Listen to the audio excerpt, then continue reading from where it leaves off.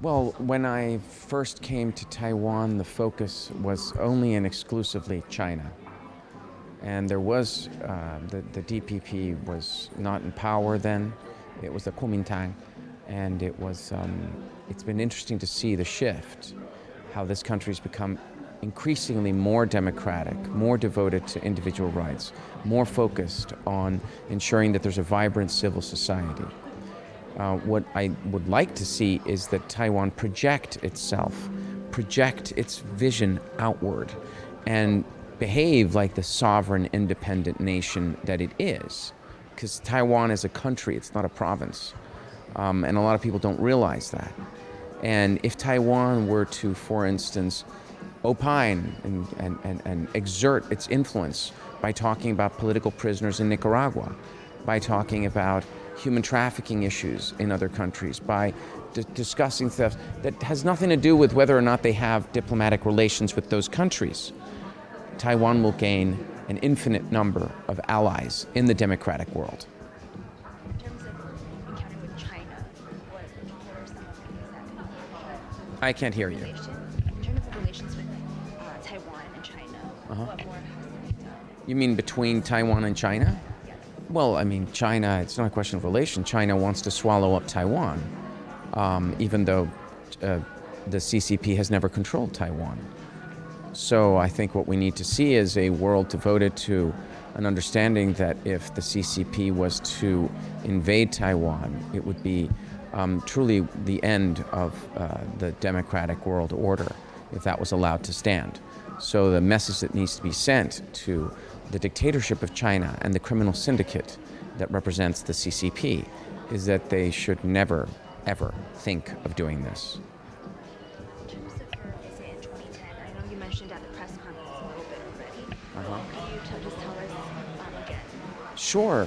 I was invited in 2010 to give remarks at an NGO conference. And I was told that we would be special guests of the government. They put us up in a hotel. They picked us up at the airport. And they let us know that the president of the country was going to be present at the remarks. Before that, the NGO specialist at the ministry came to see me and said to me that I should not, it would not be proper in Taiwan to criticize China, and that I would be expected in this country that has freedom of expression to censor my remarks and not to address human rights in China. Well, my reaction was one of, considering should I or shouldn't I mention China? So I then went and I rewrote my remarks. And whereas before I maybe had a mention of China a couple of times, now I made China the main focus of my discussion about human rights. This did not make the president happy, and he got up and left. During the middle of my speech, he got up and left, and so did everyone else leave with him. And then we were then checked out of our hotel and told we were on our own, and so on and so forth. So I don't know what else you want me to tell you about that anecdote, other than the fact that it is true. What is interesting would be to ask President Ma, what is his view of human rights in China today? Because his view of human rights in China 13 years ago was, we're not allowed to talk about that subject.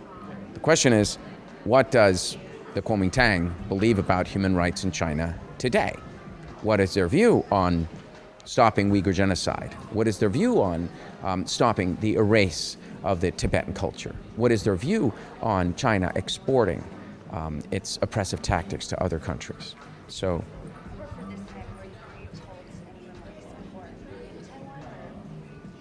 in Taiwan? No, this is a free country. And if somebody was going to instruct me, I mean, one thing is you saying to me, it would be really special if you mentioned this thing we're doing, or if you mentioned something, or if you promoted something, or if you remembered someone in your speech like a political prisoner, or if you mentioned that, Taiwan in its founding, there was this anecdote around, or you mentioned the fact that there are more women legislators in Taiwan than in any other democracy, or you mentioned that this, that our president is a woman, and so on and so forth. A suggestion, I'm more than open to suggestions, but don't tell me that I'm not allowed to talk about something.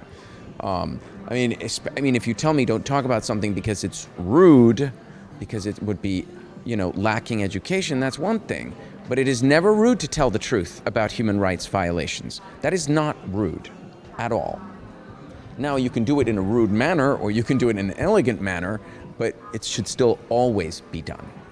So was this told by Ma's administration, or was it did Ma tell you that directly? No, he did not tell me this directly. No. It was one of the foreign ministry individuals. And I mean, I have many emails, I have all of this. I didn't even think this was going to be a big deal. I just mentioned this the other day just to contrast how far Taiwan has come. But that's all I have to say about that right now. Can you tell us, last question, just a little bit about your background and kind of your hopes for the next few years in terms of human rights? And you mentioned that. Human rights is going through a really tough period all over the world. Governments are showing that they care a lot more about money than they do about human rights. They're more interested in the short terms rather than in a long-term moral foreign policy, and that's rather problematic. And we see this in the United States with its relationship with Saudi Arabia. We see it with so many different countries in the relationship with China. We see it with regard to the war that Russia started against Ukraine by invading Ukraine. Human rights is going through a very tough time, which is all the more reason why we should have more events where we celebrate solidarity and bring people together to discuss what principles are the most important to constantly be remembering. Because freedom is a very precious thing. And once you've lost it, it's very hard to get it back.